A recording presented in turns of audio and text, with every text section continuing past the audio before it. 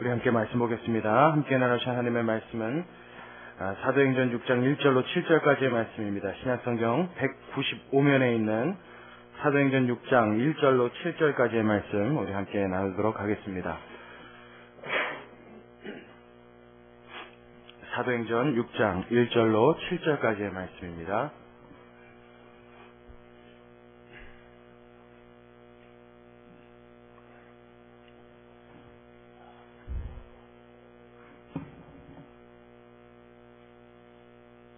다 찾으셨으면 우리 한 절씩 같이 교독하도록 하겠습니다. 제가 먼저 읽습니다. 그때 제자가 더 많아졌는데 헬라파 유대인들이 자기의 과부들이 그 매일 구제에 빠짐으로 히브리파 사람을 원망한대.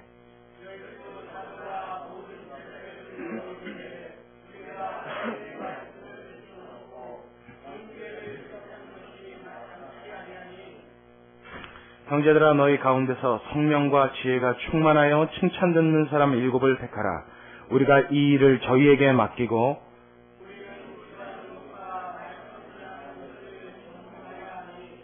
온 무리가 이 말을 기뻐하여 믿음과 성령이 충만한 사람 스데반과 또 빌립과 브로고로와 나가노르와 디몬과 바메나와 유대교에 입교한 안디옥 사람 니골라를 택하여 사도들 앞에 세우니 사도들이 기도하고 그들에게 안수하니라. 아멘. 할렐루야. 이 시간 됐습니다. 우리 사도행전 6장 1절부터 7절까지의 말씀, 오늘 드디어 초대교회가 하나님 앞에서 일꾼을 뽑는, 교회 일꾼을 세우는 모습이 등장을 합니다. 이 본문을 우리가 이해하기 전에 예루살렘 교회에 왜 일꾼들이 필요했고 그때 당시에 상황이 어떠했는지 우리가 약간 들여다볼 필요가 있습니다. 예루살렘 교회가 여러분 처음에 태동하여서 베드로의 첫 번 설교, 여러분 다 기억하시죠?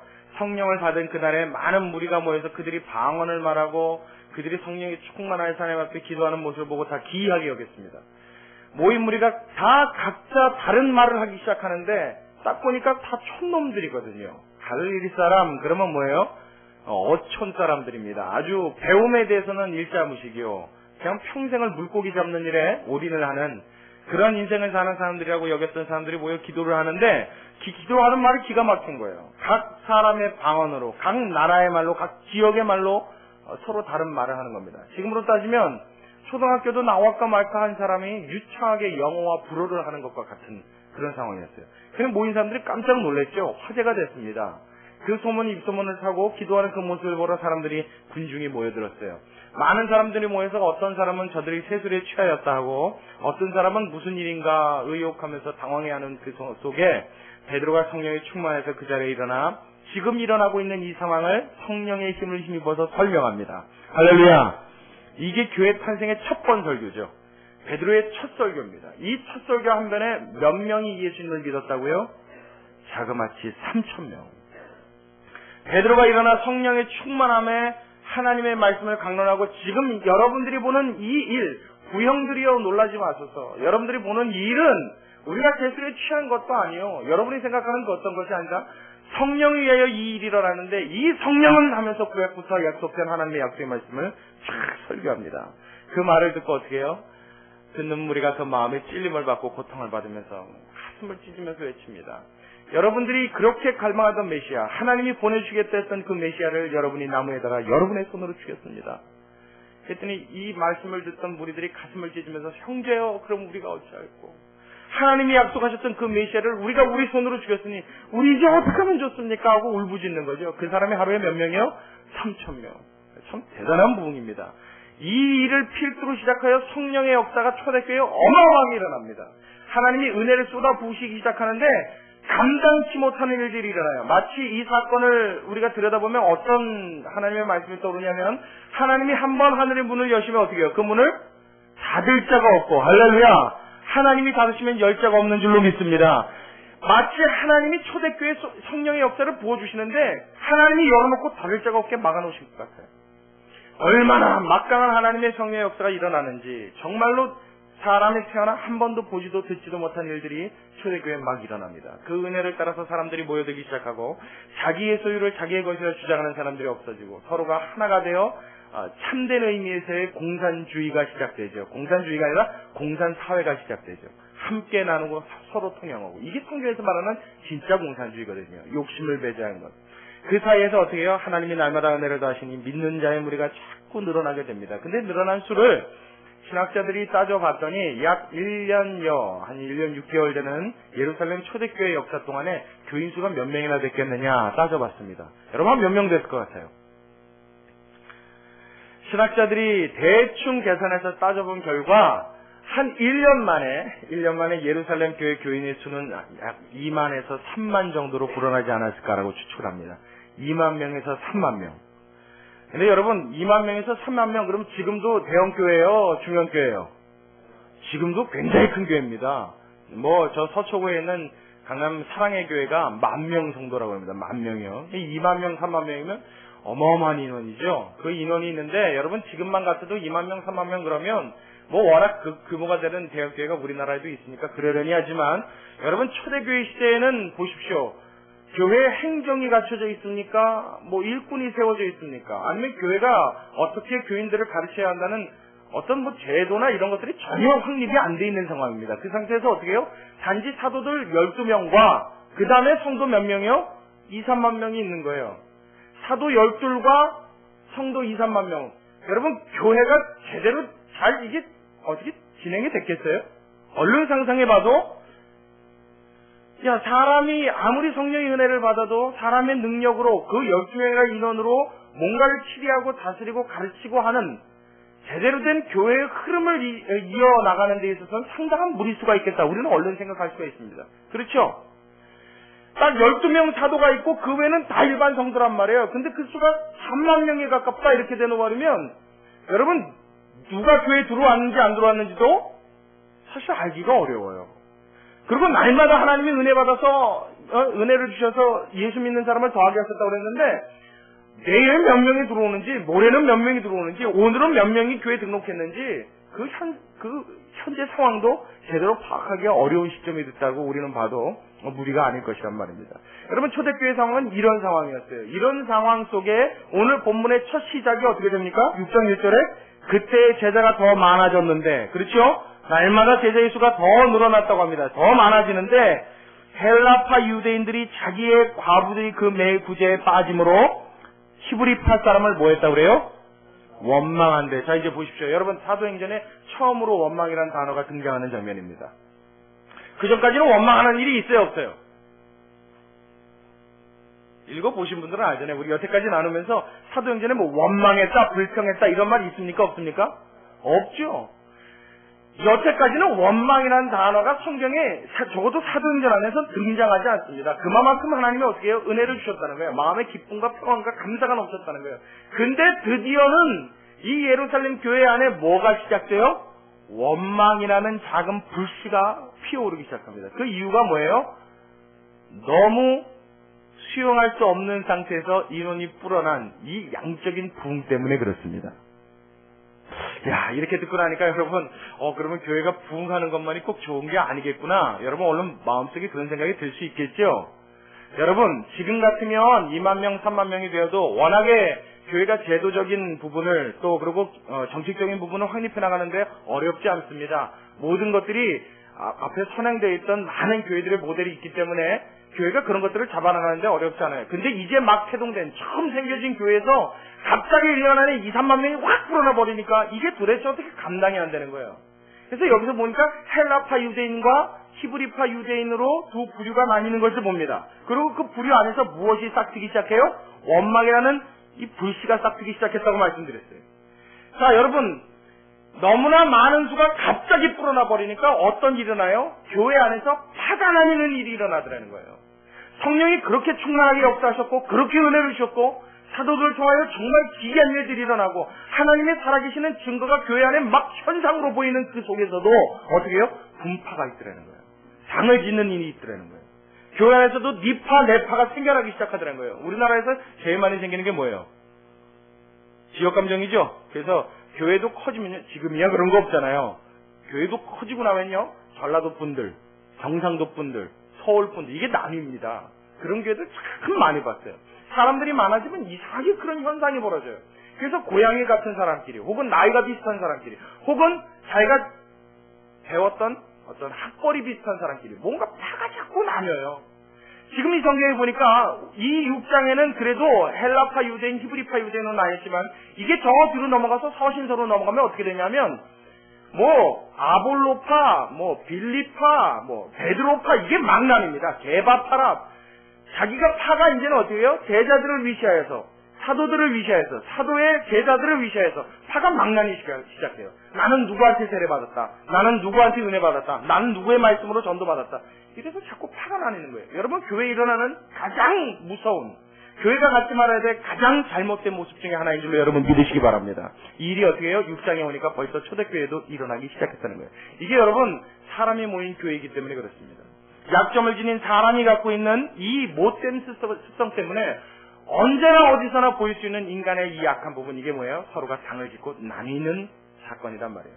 근데 여러분, 이 나뉜다는 단어에 있어서 우리가 좀 주의해야 될 게 있어요. 여러분, 사단, 마귀라고 할 때 그 사탄이라는 그 이름의 헬라어의 원어는 호디아블로스라는 단어를 사용합니다. 호디아블로스. 여러분, 디아블로라는 말 많이 들어봤죠? 예, 뭐 영화에도 있고 뭐 아이들이 하는 게임 이름에도 디아블로라는 게 있어요. 이게 뭐냐면 악마, 사탄 이런 뜻입니다. 마귀 이런 뜻이에요. 근데 호디아블로스라는 말의 뜻이 뭐냐면 그 뜻이 참 재밌습니다. 사이를 쪼개어 둘로 나누어내다 이런 뜻이에요. 다시요. 마귀의 뜻이 뭐라고요? 사이를 쪼개서 둘로 나누다, 사이를 벌려놓다 이런 뜻입니다. 그러니까 마귀가 교회 안에 들어오면 제일 먼저 일으키는 일이 있어요. 제일 먼저 일어나는 현상이 있어요. 그게 뭐예요?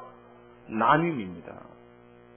남자와 여자끼리, 노인과 젊은이끼리, 학벌이 많은 자와 학벌이 적은 자끼리, 물질적으로 경제적으로 여유 있는 자와 가난한 자끼리, 지역 따라 살아온 환경이 다른 사람들끼리 자꾸 분파가 일어나는 거예요. 또 혹은 목사님을 따르는 자와, 우리 교회는 아직 없습니다만 장로님을 따르는 자와 뭐가 자꾸 나뉜단 말이에요. 부서가 생기는 것은 좋습니다. 내가 그곳에서 열심히 일을 할 수 있는 나의 소속된 부서를 갖는 것이 좋습니다. 여러분, 이것까지 당 짓는 일이라고 생각해서는 안 됩니다. 그러나 보이지 않는 뭔가의 완력이 자꾸 그 속에서 일어나는 일, 이게 누가 하는 일이라고요? 마귀가 하는 일이란 말이에요. 성령이 강한 곳에, 하나님의 은혜가 넘치는 곳에도 여러분, 보이지 않는 곳에서 보이지 않는 손길로 사단은 역사하는 줄로 믿으시기 바랍니다. 그 일이 어떻게 해요? 초대교회에 일어난 거예요. 자, 그렇다면 한 가지 질문을 드릴게요. 여러분, 초대교회도 이 일이 일어났어요. 하나님의 성령이 그렇게 강하게 역사하시는 그곳에도 사단은 이렇게 활동했습니다. 오늘날 이 교회에 여러분, 그 일이 있을 수 있습니까? 없습니까? 당연히 있죠. 여러분, 사단의 공격은요, 참으로 기묘하고 참으로 사람의 눈을 속이기에 너무 좋은 것이어서, 하나님 눈에 보이는 환난이나 핍박으로 다가올 때는 하나님의 성도들이 말씀과 은혜에 힘입어서 그 역사함을 이겨낼 수 있습니다. 아멘. 아멘. 환난과 핍박이 있어도 우리 과거의 성도들은 그 핍박을 이겼어요? 넘어졌어요? 거의 대부분 이겨냈잖아요. 할렐루야. 여러분, 내 몸에 상처를 입힌다 해도 예수님의 이름을 붙들고 내 생명을 다하는 날까지 끝까지 버텼는데 우리는 앞전의 선배들 통해서 수없이 많이 봤습니다. 그러나 여러분, 평안하다 할 때, 하나님의 은혜 주신다 할 때, 하나님이 은혜로 넘치게 하신다 할 때 다가오는 보이지 않는 사단의 손길은 거의 백발백중 넘어진다고 봐야 합니다. 그 대표적인 예가 구약에 다윗이라고 하는 왕, 여러분 다 아시죠? 다윗이라는 왕이 하나님 앞에 범죄한 일이 있습니다. 언제 범죄했어요? 그가 사울에게 쫓길 때 했습니까? 전쟁 중에 했습니까? 아니면 평안할 때 했습니까? 그렇죠. 사단은요, 전쟁 중에 무섭게 다가오는 그 공포와 위험, 그것도 사단이 주는 공포고 위험일 수 있습니다. 혹은 무서운 시련과 환난 중에 나를 넘어뜨리고 하는 그 무서운 유혹들, 그렇죠? 그것도 사단이 주는 걸 수 있어요. 그러나 여러분, 이거보다 더 무섭게 공격하는 게 있어요. 그건 뭐냐면 평안하다 할 때, 안일하다 할 때, 은혜 받았다 할 때, 하나님의 역사가 넘친다 할 때 다가오는 사단의 역사, 우리가 가장 주의해야 될 부분인 줄로 믿습니다. 다윗이 마음이 평안했단 말이에요. 이제 나라가 태평성대를 누리고 하나님이 나에게 복을 주셔서 이 나라, 이 민족이 이제 잘 산다, 잘 먹는다, 이젠 평안하다, 이제 다 이루었다 했던 그 순간에 뭘 보여줬어요? 눈앞에? 그 전까지 사단은요, 막 무섭게 밀어붙였습니다. 죽을 고비를 몇 번을 넘겨가면서 그가 고생을 겪게 했어요. 그때는 어떤 일이 일어났습니까? 하나님이 그의 마음속에 은혜를 더하셔서 그때는 시편과 같은 주옥과 같은 하나님을 찬양하는 찬양시가 탄생한 줄로 믿습니다. 근데 평안할 때 눈앞에 딱 하나 갖다 놨어요. 어떻게 해요? 우리아의 아내의 목욕장면 모습 하나가 딱 상을 비춰줬단 말이에요. 그거 하나 딱 보게 만들었다고요. 그럴 때 어떻게 해요? 자기가 자기 발로 사지로 들어가는 꼴이 됐어요. 우리의 삶 가운데서 하나님이 은혜 주신다 할 때, 우리 교회가 부흥한다 할 때, 야, 하나님이 우리로 하여금 하나 되게 하신다. 하나님이 이 교회에 은혜 주셔서 이제 제법 교회가 교회 되게 된다. 이제 우리 교회도 뭔가 일을 할 수 있겠다. 우리 교회도 뭔가 꿈꿀 수 있는 일들이 일어났다. 여러분, 이때 가장 주의해야 될 게 뭐예요? 보이지 않는 곳에서 사단은 우리를 노리고 있는 줄로 믿으시기 바랍니다. 사단은 들어와서 우리를 둘로 쪼개는 작업을 시작하고 있다는 거예요. 그걸 우리가 염두에 주지 못하고 생각지 못하면 우리는 금방 넘어집니다. 사도들이 그 생각을 아마 못했던 것 같아요. 사도들도 하나님의 은혜가 충만했던 자였지만 인간이었기에 아마 인간의 한계가 있었던 것 같습니다. 너무나 많은 성도들이 갑자기 교회에 풀어나게 되니까 사도들이 그만 바빠져 버리고 말았어요. 얼마나 많은 일들이 생겼겠습니까? 교회들이 커지고 나면 여러분 교회에 요구가 많잖아요. 그렇죠? 교회가 커지고 나면 목사들이 할 일이 점점 많아집니다. 신방을 다녀도 한 집을 더 다녀야 되고요. 그렇죠? 교회 안에서 크고 작은 일이 있을 때마다 목사들이 다녀야 될 일이 많아요. 성도 여러분들은 한 집에 한 가지 일이지만 사실 목사에게는 어떻게 해요? 하루에 24시간이 부족한 꼴이 되어집니다. 사도들도 아마 그랬을 것 같아요. 아픈 자는 오죽 많았겠으며 가난해서 굶주린 자는 오죽 많았겠습니까? 그런 것들을 일일이 돌아보고 일일이 가서 해결해주고 일일이 기도해주자 보니 사도들이 그만 정신이 없었어요. 시간을 뺏겨버리고 말았어요. 그래서 교회를 돌아본 순간 어떤 일이 일어났다고요? 분파가 되어지는, 교회가 당을 짓는, 두 개로 나뉘어지는 무서운 일이 일어나고 있었던 거예요. 그때야 어떻게 해요? 사도들이 무릎을 탁 쳤습니다. 이거 뭔가 잘못됐구나. 하나님 앞에 내가 해야 될 일, 하나님이 나에게 맡겨주신 일이 있는데 교회에 있어서 일들이 많아지고 요구가 많아지다 보니까 이것이 하나님 앞에 최선을 다하는 것이라고 열심히 뛰어다녔던 것이 우리 어떻게 해요? 하나님이 가장 원하시는 부분을 놓치고 있었다는 것이 사도들의 마음속에 깨달음으로 왔던 겁니다. 자, 보십시오. 우리 2절 이하를 같이 봅니다. 2절 이하 함께 있습니다. 시작. 12사도가 모든 제자를 불러 이르되 우리가 하나님의 말씀을 제쳐놓고 그 다음에요 공개를 일삼는 것이 어떻게 해요? 마땅치 아니하다. 그 말은 뭐예요? 여태까지 어떻게 했다는 거예요? 하나님의 말씀을 제쳐놨다는 거죠. 그리고 여태까지 뭘 일삼았다는 거예요? 공개를 일삼았다는 거예요. 이 공개를 일삼다는 말이 뭐냐면 교회 여러 가지 행정적인 일로 바쁜 것을 말합니다. 하나님의 말씀 볼 시간이 없었다는 거예요. 사도들이 어떻게 해요? 하나님의 말씀을 증거하고 살아계신 예수님을 증거해야 될 사람들이 하나님의 말씀과 점점 멀어졌다는 거예요. 2절에 나와 있는 이 말은 여지껏 사도들이 그래 왔다는 겁니다. 왜요? 무엇 때문에요? 하나님이 주시는 은혜 때문에 그랬다는 거예요. 하나님이 주시는 양적인 부흥 때문에 그랬다는 거예요. 하나님이 주시는 여러 가지 좋은 조건 때문에 내가 너무 바빠졌다는 거예요. 포기 핑계는 무엇과 같냐면 여러분 처음에 에덴 동산에 있었던 아담의 핑계와 어찌 보면 비슷한 핑계 같아 보여요. 하나님이 물었죠. 아담아 어째요 내가 내게 명하여 따먹지 말라 하였던 선악과를 따먹었느냐. 어째요 선악을 알게 하는 그 나무의 과실을 먹지 말라 했는데 내가 어째요 먹었느냐. 하나님이 책망하셨죠. 그때 아담이 뭐라고 했어요? 주여 주께서 주신 하나님께서 주신 여자가 당신의 나에게 주신 여자가 먹으라 하기에 내가 그것을 먹었나이다. 핑계를 누구한테 돌리고 있어요? 여자한테요. 그 여자는 누가 주신 거라고요? 하나님이에요. 그러니까 그 핑계가 결국 누가 잘못이 돼요? 하나님이 여자 안 주셨으면 내가 먹었을 일이 있다 없다 이 말이에요. 하나님 무슨 말씀이십니까? 이 여자 누가 주셨어요? 내가 달라 그랬습니까? 그렇죠. 아담이 언제 여자 좀 주세요 그런 기도했을까요? 안 했어요. 하나님 보시기에 그가 독처하는 것이 좋지 못해서 그를 잠들게 하기 위해 갈빗대를 빼서 여자를 만들어 주셨습니다. 아니 하나님이 주셨잖아요. 하나님이 일방적으로 저한테 주신 여자잖아요. 근데 그 여자가 먹으래 돼요. 그러니까 저는 또 혹시 하나님이 저 대신 여자한테 시켰나 했죠. 그럴싸한 핑계입니다. 그래 보입니다. 자, 이 핑계를 오늘날 목회자한테 적용시켜볼까요? 저한테 적용시켜볼까요? 하나님 바빠서 기도할 시간이 없습니다. 하나님이 교회 붕시켜 주셨잖아요. 할렐루야. 아멘 잘 생각하고 하셔야 됩니다. 하나님의 교회 부흥시켜 주셨잖아요. 하나님 교인들 늘려주셨잖아요. 하나님의 교회 대접 늘려주셨잖아요. 하나님 이런 일 하라고 주신 거 아닙니까? 굳이 하라고요. 하나님 선교하라고요. 도우라고요. 나가서 전하라고요. 하나님 그런 일들 처리하다 보니까 내가 부르부르 시간이 없습니다. 주님 말씀 들어볼 시간이 없습니다. 아니 교인들 그렇게 교인 문제 많은 교인들만 교회에다 그렇게 다 몰아다 갖다 놓으시면 하나님 제가 어떻게 시간을 내서 하나님 앞에 말씀하고 기도하겠습니까? 하나님이 주신 부흥 때문에 저는 하나님의 말씀을 볼 시간이 없었습니다. 이 핑계가 돼요. 가끔가다 어떤 교회 가보면 목사님들이 그런 얘기를 하는 거를 제가 종종 들어요. 예전에 한때는 하나님의 은혜를 받아서 날마다 산에 올라가서 기도하던 일들, 기도원에 가서 금식하던 일들, 이런 것들을 제가 기억합니다. 목사님들 그런 얘기를 해요. 그러면 아멘, 그러고 은혜가 되죠. 근데 뭐라고 하시냐면, 근데 요즘에는 통 바빠서 제가 기도할 시간이 없습니다. 그러면서 뭐라고 하냐면, 요즘에서 그때 적금 들어놨던 기도 이자 타먹고 삽니다. 그래요. 여러분 그 말이 됩니까? 무슨 기도가 적금이에요? 에? 이자 타먹게? 차라리 보험을 들지. 그죠? 하나님한테 그런 거 있으면 좋겠어요. 평생 기도보험, 뭐 종신 기도보험 이런 거 있잖아요. 생명 기도보험. 그래서 기도 열심히 죽을 때까지 하다가 딱 죽고 나면 그 기도했던 모든 공력이 자식한테 넘어가는 거. 뭐 이런 거요. 근데 여러분 기도는 그런 게 아니죠.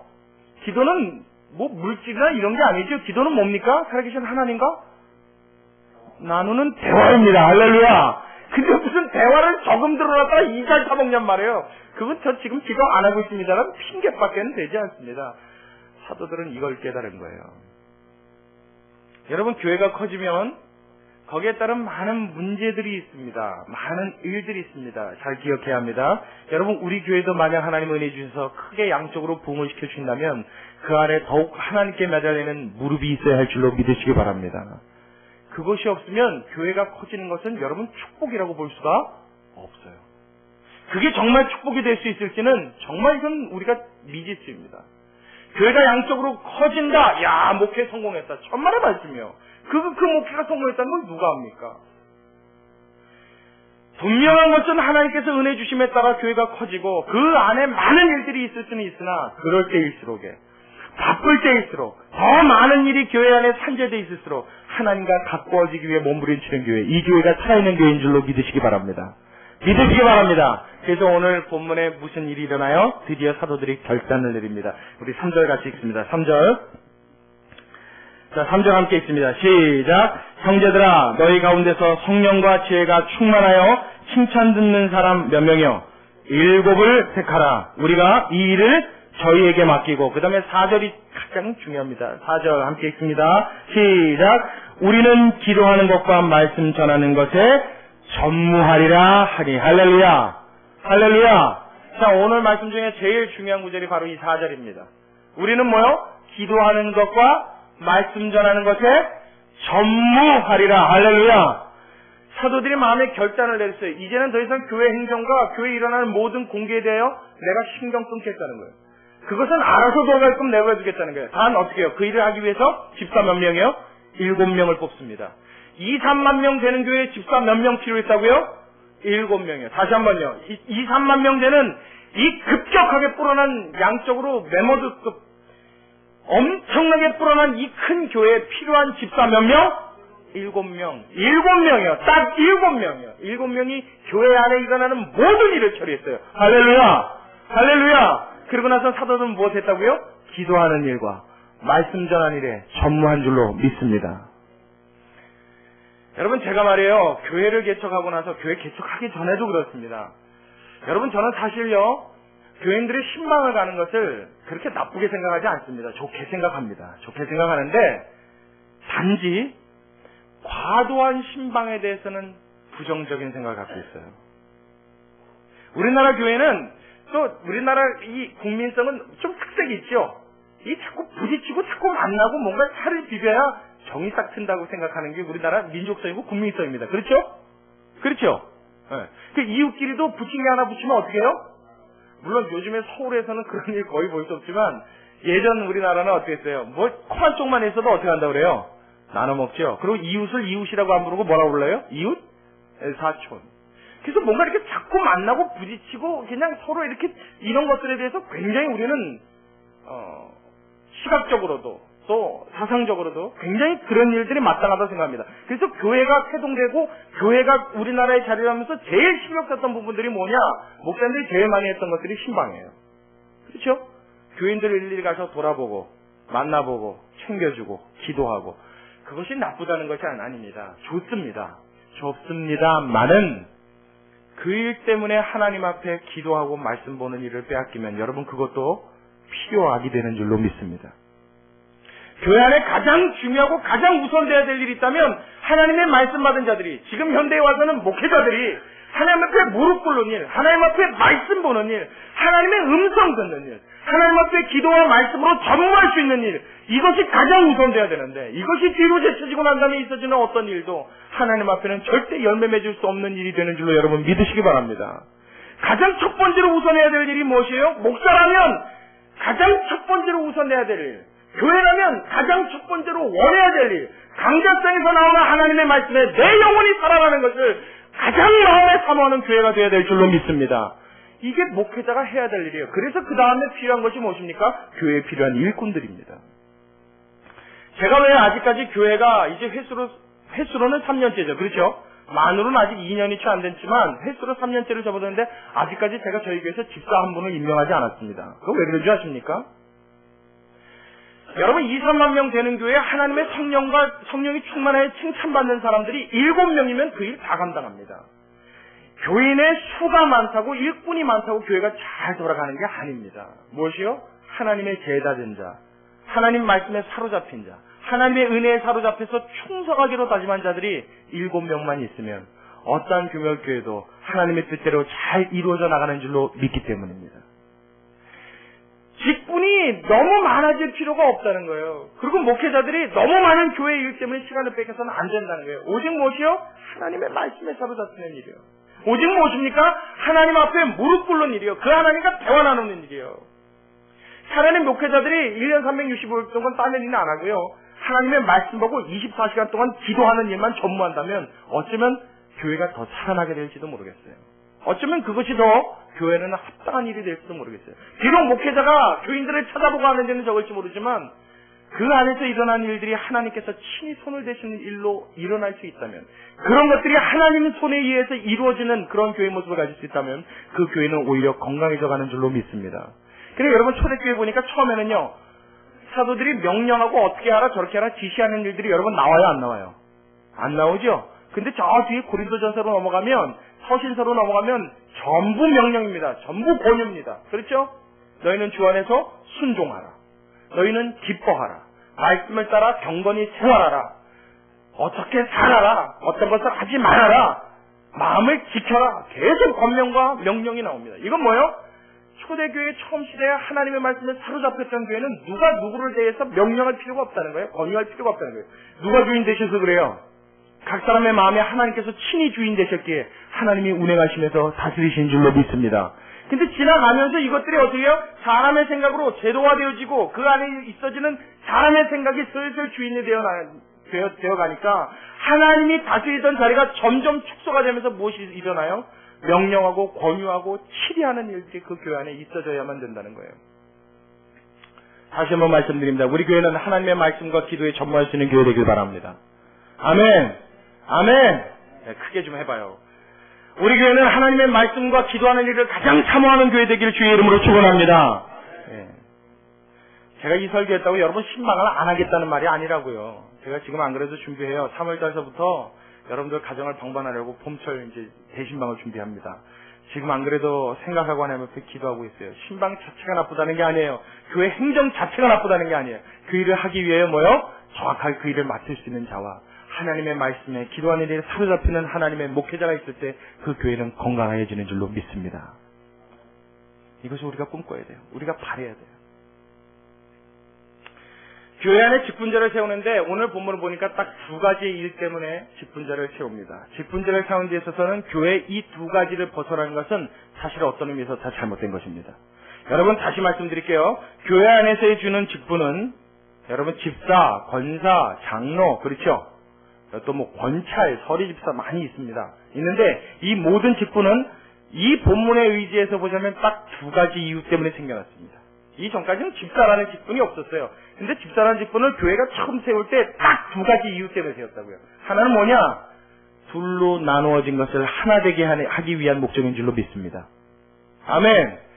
자, 지금 파가 두 파로 나눴어요. 헬라파 유대인과 히브리파 유대인으로 나눴다고 그랬는데, 헬라파 유대인은 뭐냐면 헬라, 즉 다시 말하면 유대 나라 땅을 벗어나서 헬라 지역에서 살아가는 유대인들을 말합니다. 그러니까 우리나라로 말하면 이민 갔다 돌아온 사람들이에요. 무슨 말씀인지 알겠죠? 저 일본에 나가 있는 한국 사람, 그 사람도 한국 사람이잖아요, 그죠? 근데 이민 가 있단 말이에요. 헬라파 유대인들. 그리고 히브리파 유대인들은 유대 땅에서 나서 그 사람들 그 안에서 자라난 정통 유대인들이에요. 그러니까 디아스포라, 흩어져 있던 사람들과 정통 유대인들 사이에서 뭔가 보이지 않는 지역 감정이죠, 이것도 일종의 보면. 이게 교회 안에서 일어나는데 이 모습을 보니까 사도들의 마음속에 이걸 해결해야 될 필요가 있는 거예요. 그 필요를 느낌으로써 제일 먼저 세워야겠다라고 생각했던 직분이 바로 집사입니다. 그러니까 집사의 직분은 뭐예요? 이 분리될 수밖에 없었던 일을 잘 해결함으로써 분파되어 있던 사람들의 마음을 어떻게 하는 데 목적이 있어요? 하나 되게 하는 데 목적이 있는 거예요. 교회 직분자를 세웠다는 것은 뭐예요? 직분을 세워서 그 사람의 위치와 명예를 높여주는 데 있지 않고, 직분자가 세워졌다는 것은 그 직분을 받음으로써 교회를 어떻게 하는 거예요? 하나 되게 하고 든든하게 하는데 하나님의 목적과 뜻이 있는 줄로 믿으시기 바랍니다. 교회 직분자는 많은데 직분자들끼리 막 분파되는 거 여러분 본 적 있어요, 없어요? 크게 얘기해도 돼요. 있어요, 없어요? 있죠? 야, 이 교회는 직분자만 따져도 교회 한 2개는 만들겠다. 어떤 교회는요, 장로님만 해도 교회 하나 세우겠다는 교회도 있어요. 얼마나 직분자가 많은지 몰라요. 제가 제일 심한 교회는 어떤 교회는 장로님이 28분이 계시더라고요. 그래서 야, 교회가 장로만 28명이 되려면 교인은 몇 명이야? 그리고 교인이 몇 명 되나 물어봤더니 교인이 60명, 70명 된대요. 근데 그 중에 장로님이 28명이에요. 그게 여러분 어떻게 되겠어요? 나도 장로, 너도 장로. 그러니까 다들 뭐만 하냐면 어깨에 힘만 들어가 있어요. 무슨 회의하면요, 회의의 내용이 하나로 뭉쳐지는 일이 없어요. 왜냐면 다 사공이 돼가지고. 배가 어디로 가요? 항상 산중턱에 걸려있어요, 이놈의 배가. 목적지에 도달하는 거 한 번도 본 적이 없어요. 그 목사님이 무슨 말을 하면요, 항상 장로들이 거기에 대해서 반론을 들고 나와요. 28명의 생각이 다 나옵니다. 그러니 여러분, 한 가지 의견에서 28가지 의견이 나오면 어떻게 됐어요? 그러면 그게 어떻게 잘 추진이 되겠습니까? 안 되겠습니까? 어떤 일도 그 교회에서 제대로 하는 걸 못 봤어요. 결국은 분쟁하고 싸우고 다투다가 그것 때문에 상처받아서 몇 주 동안 나 교회 안 나와 뭐 난리를 치고 그냥 울며 겨자 먹기로 일이 진행되는 경우를 많이 봤단 말이에요. 여러분 이건 뭐 때문에 그래요? 직분자들이 많을 뿐만 아니라 직분을 하나님이 주신 계급으로 착각하고 오해한 데서 오는 잘못된 일들입니다. 직분은 무엇입니까?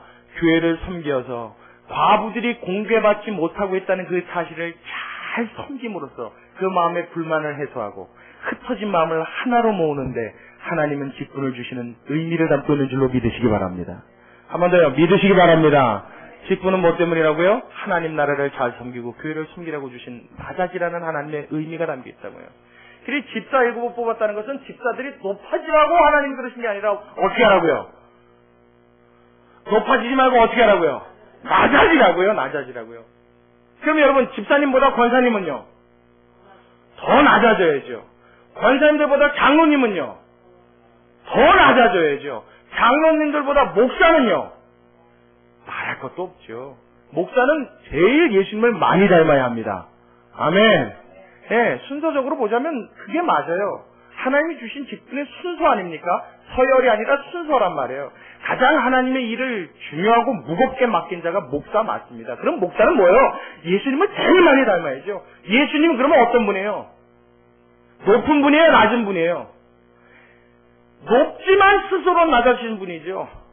예수님은 근본 하나님과 본체시나 동등됨을 취할 것으로 여기지 아니하시고 종의 형체를 가지사 우리의 모양으로 우리에게 나타나셨고 어떻게 해요? 하나님의 말씀에 순종하고 복종하셨는데 뭐하기까지 복종하셨다고요? 죽기까지 곧 십자가에 달려 죽으십니다.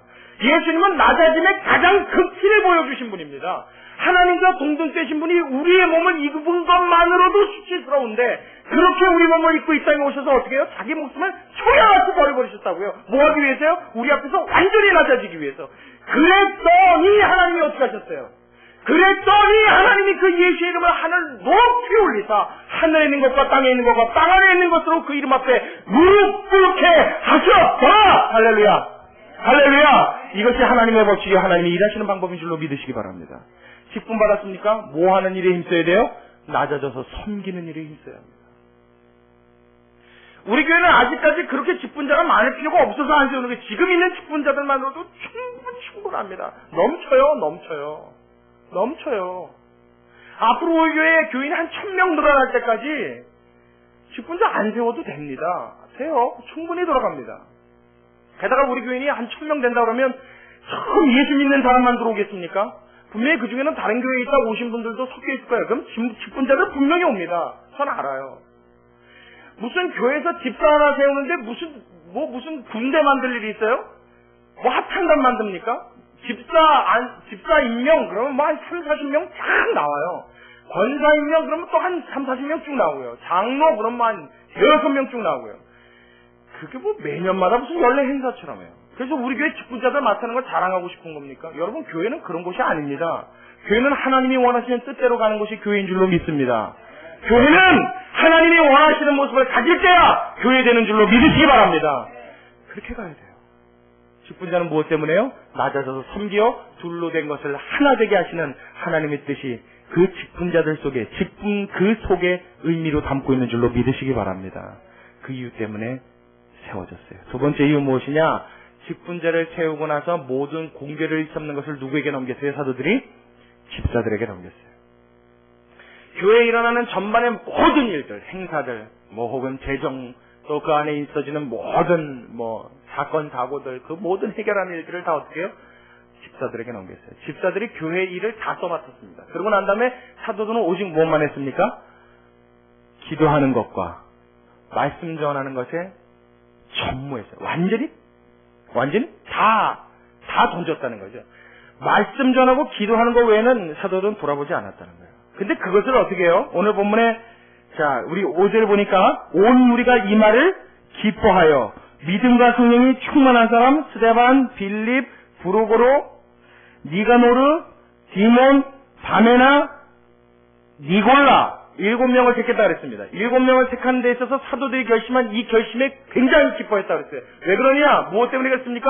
집사들 세워서 이 공개하는 일을 다 그들에게 넘기면 교인들의 마음속에 기대치가 있었다는 거예요. 야, 이제 우리 저 사도님들이 이제 교회 행정 같은 거 안 보고 재정 같은 거 신경 안 쓰고 그냥 저 양반들은 기도만 하고 말씀 안 보고 하나님 말씀을 증거해 주면 어떻게 돼요? 죽은 영혼이 살아나고 할렐루야. 막 그 마음에 시험 들고 고달프고 괴로웠고 삶의 무게에 지치고 눌려있던 사람들이 어떻게 해요? 그 사도들의 하나님이 주시는 영성과 능력으로 하나님 앞에 회복되어지고 다시 한번 부흥을 맞게 될 것을 그들은 꿈꾼 줄로 믿으시기 바랍니다. 두 번째 뭐요? 이것 때문에 직분자들을 세웠어요. 무엇하기 위해요? 교회가 하나님 앞에 온전히 말씀으로 쓰기 위해서. 교회 직분자들이 하나님의 일을 맡아줌으로써 하나님의 목회자들이 하나님의 말씀을 생명할 수 있는 자들이 되게 하기 위하여 그것을 내어 하나님의 생명력이 교회에 넘쳐난 것을 꿈꾸기 위해 가장 교회에 시급했던 당면과제는 하나님의 직분자들을 세우는 일이었던 것입니다. 직분자를 세우는 일 두 번째 무엇입니까? 목회자로 하여금 하나님의 말씀과 기도에 사로잡히게 하기 위한 이유가 있는 줄로, 목적이 있는 줄로 믿으시기 바랍니다. 직분자들이 세워졌어요. 직분자들이 제일 신경 써야 될 것은 교회를 하나로 뭉치는 일, 그리고 더 나아가서 뭐요? 목회자가 하나님의 말씀과 기도하는 일을 전무할 수 있도록, 거기에 올인할 수 있도록 모든 일들을 맡아주는 겁니다. 그런 의미에서 목회자와 직분자들은 어떤 관계입니까? 주종관계가 아니죠. 무슨 관계예요? 동역의 관계입니다. 할렐루야!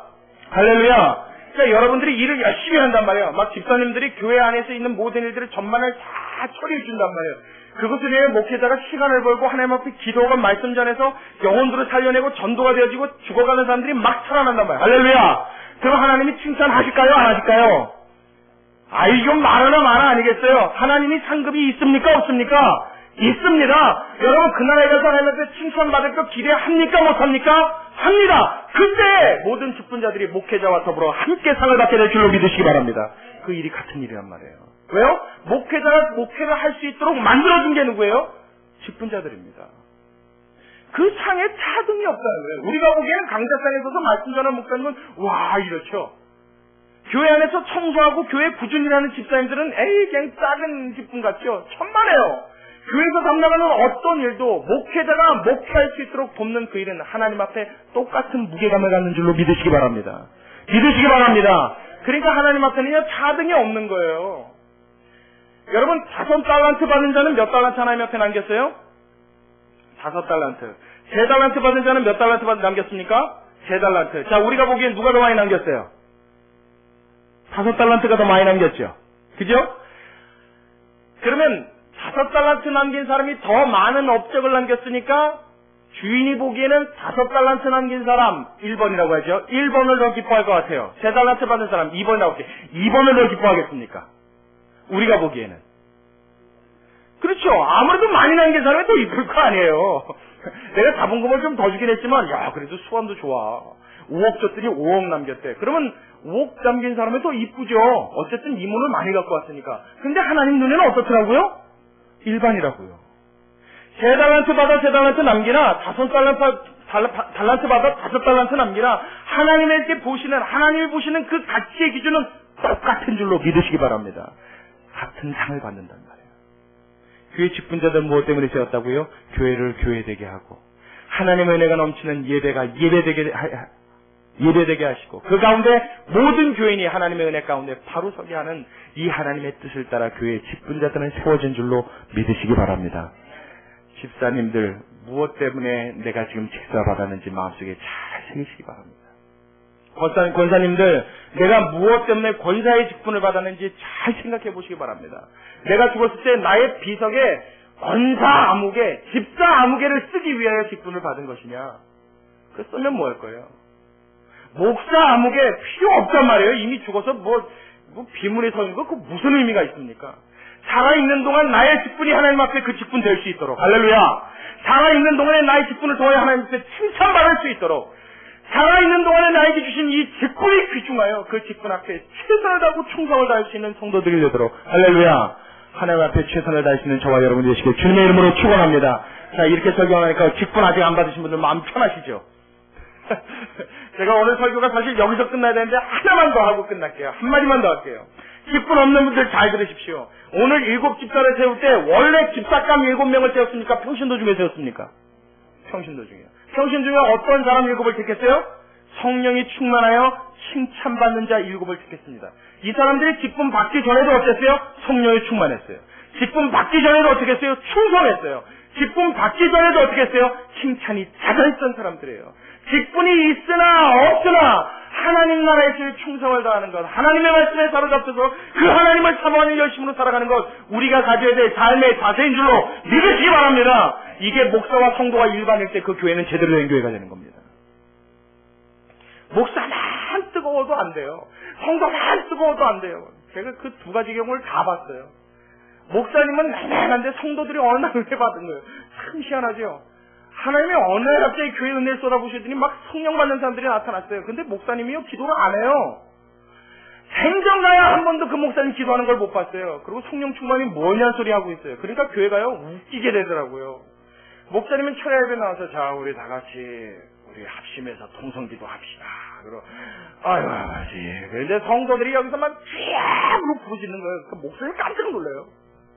그리고 얼른 기도 땡땡땡땡 그러고 우리 교회는 종이 없잖아요. 종을 막 치더라고요. 그 너무 그렇게 오밤중에 크게 기도하지 마시고 좀 적당한 목소리로 합시다. 뭐 하는 거냔 말이에요. 이게 교회가 이상하게 웃기게 돌아갑니다. 목사님 막 뜨겁고 교회들이 냉랭하니까요. 목사님이 예배 중에 은혜 충만해서 막 설교하고 말해요.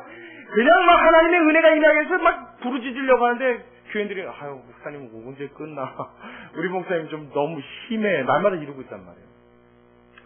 목회자와 성도들이 은혜로 하나 되어서 할렐루야.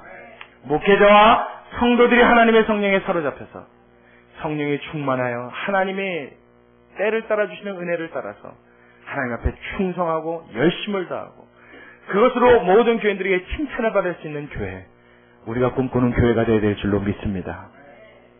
그래서 저는 하나님 앞에 지금도 기도해요. 하나님, 제가 목회하는 중에 직분자들을 정말 아름답게 세울 수 있는 은혜를 허락하여 주옵소서. 왜 그 기도를 하냐면 불안한 마음이 있어요. 내가 죽기 전까지 장로 한 명을 세울 수 있을까 하는 불안함이 있어요. 내가 죽기 전까지 집사 한 사람을 제대로 세울 수 있을까? 왜냐면 그 직분자를 세우기 위해서는 제가 먼저 하나님 앞에 제대로 준비되어야 될 거 아닙니까? 그래서 하나님의 말씀을 제대로 가르치고 제대로 양육해서 우리가 하나로 하나님 앞에 믿음이 충만한 자들 되어야 되지 않겠습니까? 할렐루야! 제 이 기도 속에는 이 의미가 담겨 있는 거예요. 하나님, 먼저 제가 그렇게 되어서 우리 교회가 하나님의 성령으로 충만케 되어지고 우리가 다 하나로 진실하게 되어지고 하나님께 열심과 최선을 하는 충성을 가지고 오직 하나님만 바라본 속에서 하나님이 성령이 충만하고 칭찬받는 자들을 하나님이 뽑아내셔서 하나님 아름답게 그의 직분자를 세울 수 있게 하여 주옵소서. 여러분, 이 소망을 꿈꾸시는 저와 여러분 되시길 주님의 이름으로 축원합니다. 여러분, 우리가 그렇게 직분받는다면 얼마나 영광스럽겠어요. 얼마나 감사하겠습니까? 그냥 교회 인원 늘리기 위해서 그렇게 하는 거 말고 말이에요. 정말 가슴이 아파요. 여러분, 사도들이 직분자 7명, 집사 7명 세울 때 여러분 돈 받았다는 기록이 있어요, 없어요? 없어요. 직분자들 7 세울 때 그 대가로 무엇인가를 받았다라 무엇인가를 했다라 있습니까, 없습니까? 없어요. 교회의 목적은 직분자에 대해서 교회의 어떤 목적이 단 1%도 들어가서는 안 된단 말이에요. 교회 차가 필요하니까 이번에 집사 한 50명 세워야겠다.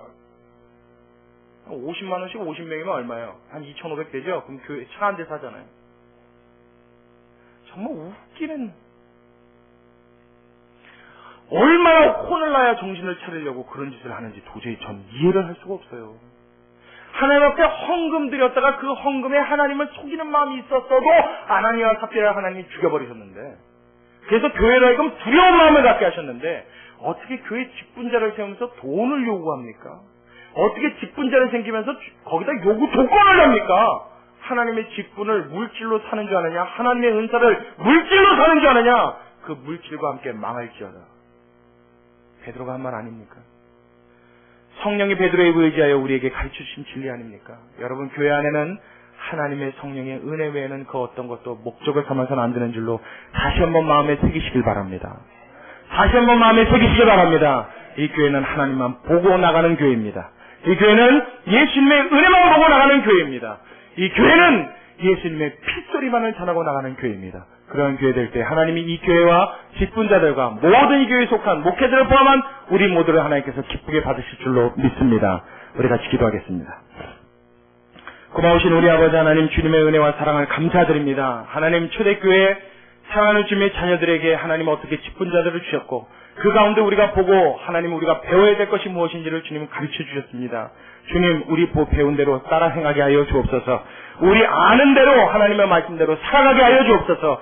배우는 것과 행함에 차이가 있지 않게 하여 주시옵시고, 주의 말씀이 그렇다 하면 하나님의 세상이 다 반대하여도 주님 그런 것으로 믿게 하여 주시옵소서.